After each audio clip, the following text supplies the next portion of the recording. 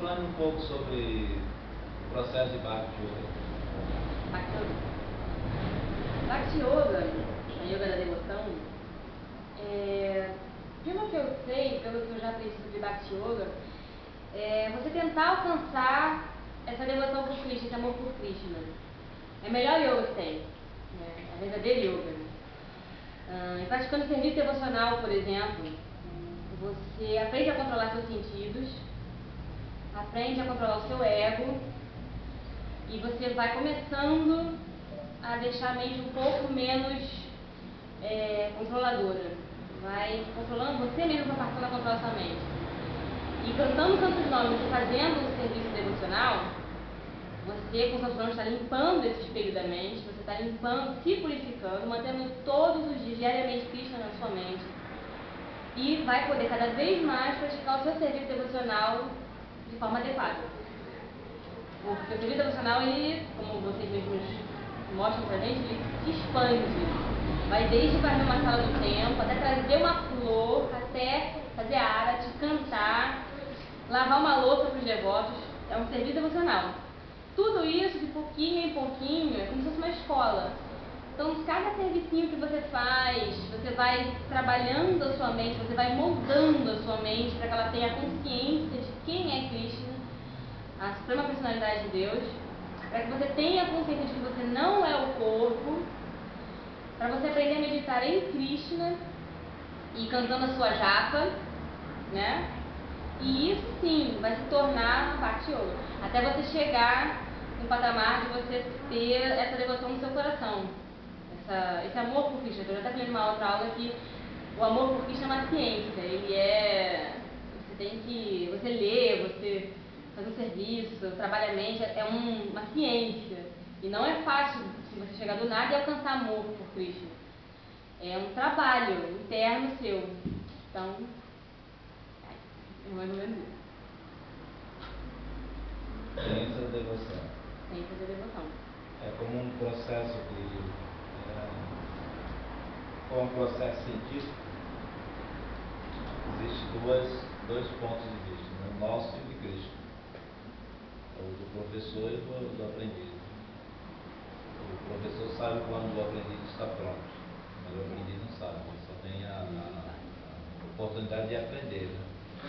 Então nós praticamos Bhakti Yoga, nos esforçamos o máximo para desenvolver as qualidades de Bhakti. E existe muito aspecto interessante, né? Porque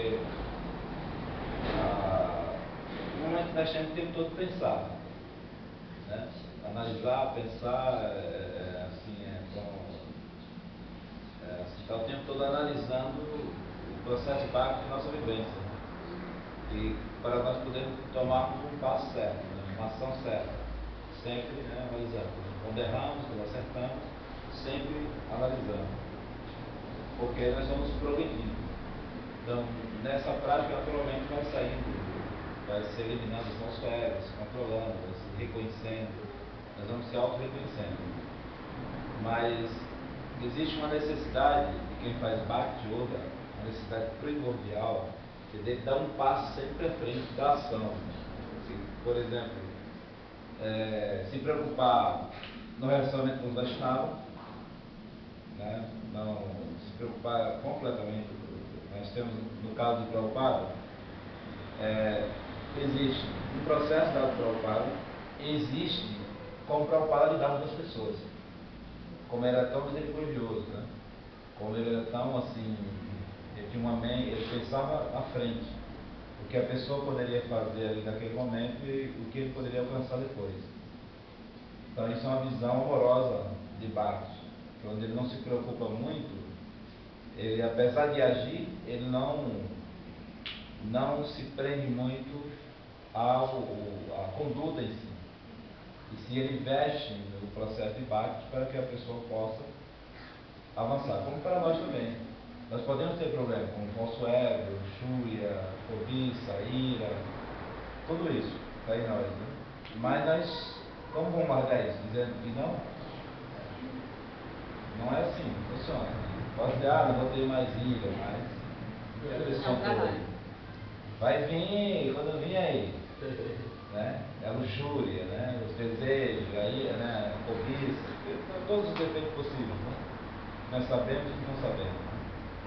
Mas aí o que nós falamos fazer? Prestar serviço emocional, continuar com o processo, né? Porque isso vai dar um resultado futuro. Quando acontecer, nós vamos estar percebendo mais.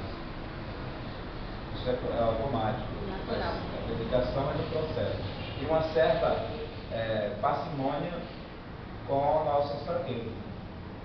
E ao mesmo tempo não deixar de agir. E ao mesmo tempo não aceitar aquilo como uma verdade, mas como uma existência, existe. É um fato. Nós temos que trabalhar através de Bhakti Yoga. Porque não é um processo místico, né? Onde através da austeridade eu elimino a dificuldade.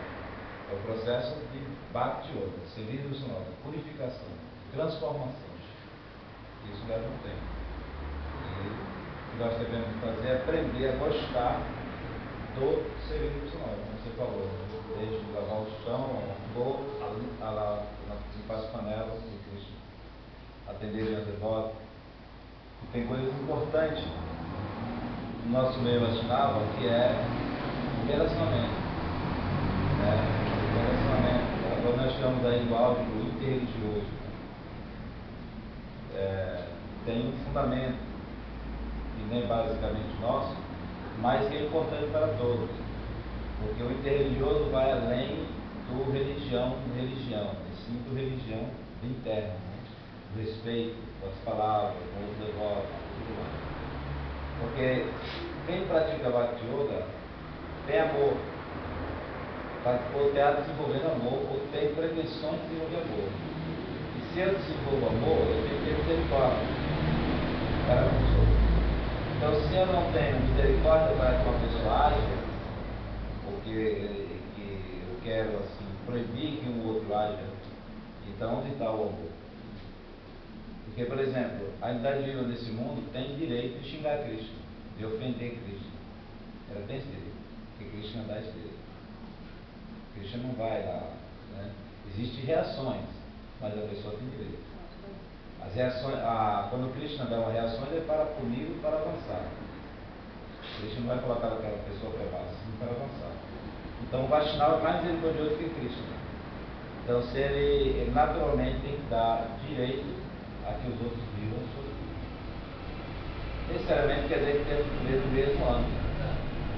Mas não podemos agredir outro Vaishnava, outro devoto qualquer que seja linha, porque age de maneira diferente. Isso não condiz com a conduta de Bhakti Yoga, que desenvolve misericórdia. E a misericórdia não é limitada, é ilimitada. Prabhupada, ele fez mais, por exemplo, que ele já Mahaprabhu. Brincadeira, parece ofensivo, né? Mas o Mahaprabhu só pregou na Índia. Ele poderia pregar no mundo. Ele poderia ir nas caravelas e vir para o Brasil pregar para os indígenas, por exemplo. Mas quem veio pregar para os indígenas foram os padres do Egito, né? Mas ele pregou na Índia. Era importante, mas o que ele queria? Que seu devoto pegasse a forma maior. Então, o que Krishna quer é que seu devoto ganhe fama maior. Por isso ele empodera o devoto para fazer mais do que ele. Pois Krishna não garante as coisas, quem garante é o seu devoto. Ele fala, Arjuna, fale para o meu devoto, né, que aquele que me serve nunca perece. Mas ele manda Arjuna falar. Que é dito que ele vai do lado de dentro, mas o devoto não vai do dentro. Então, se nós praticamos Bhakti Yoga de forma científica, nós temos também que agir dessa forma, muito além das nossas práticas aqui, muito além, uma coisa futurista, muito futurista. E com isso não tem uma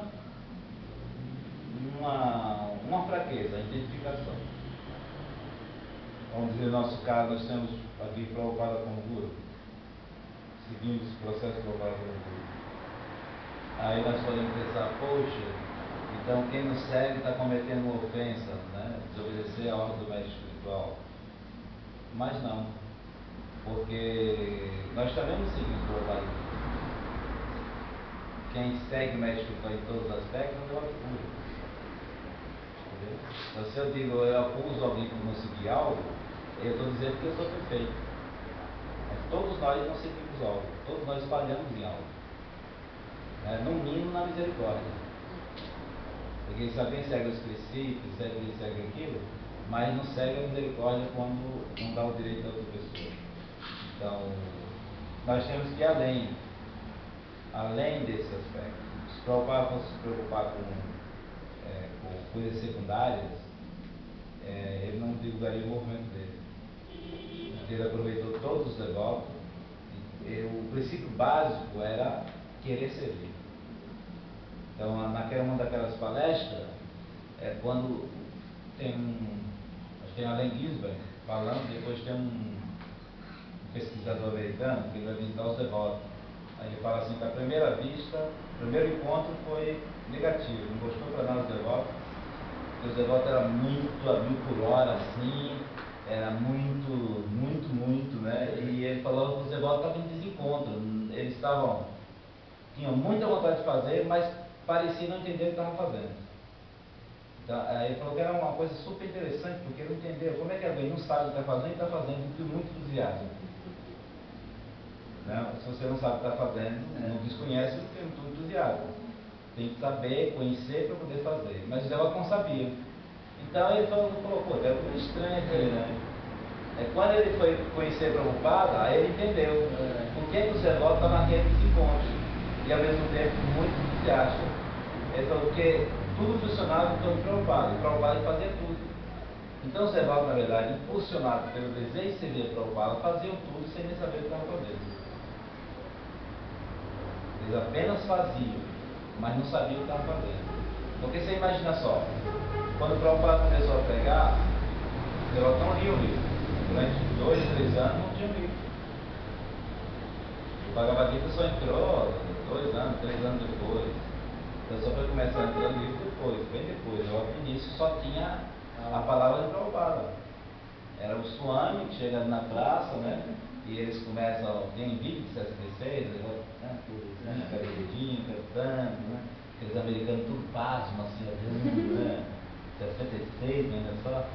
E aqueles devotos não conheciam nada, eles só conheciam o Swami, que foi cantar Hare Krishna, que dava prachada, que era iniciado ali com 2 semanas, no primeiro dia, ele recebia o nome espiritual, já eram brahmanas, e o Swami ia fazendo do jeito que dava, né? Então o que eles tinham era o Swami que libertou eles dos vícios, libertou ele, deu uma Mahamantra que dava um grande prazer. Era o Swami, aquele senhorzinho lá que cantava Hare Krishna no meio de todo mundo. Então essa fé no Swami fez com que eles pregassem, divulgassem, muita gente ia, porque os outros chamavam, vem lá, tem um grande Swami. E cada um chamava de um jeito, cada um dizia que Prabhupada de um jeito, que era Deus, que era isso, que era iluminado, que era Nuke, que era bicho. Cada um tinha um jeito de chamar o público. E aí foram chegando, e à medida que foram se qualificando. Agora você imagina se o Prabhupada fosse se preocupar com ordem, segmento. Né? E nós ainda somos novos. 45 anos depois, nós somos novos. Como devoto, o movimento ainda é novo. Tem muito a realizar em termos de Bhakti. É por isso que a Bhakti Yoga tem que ser um passo à frente. Tem que pensar com o braço da misericórdia ilimitado. Porque senão nós não estaremos aqui. É o santo sonho. Mas quando a gente também tem um problema, ou pensa em voltar, né? Parar de agir.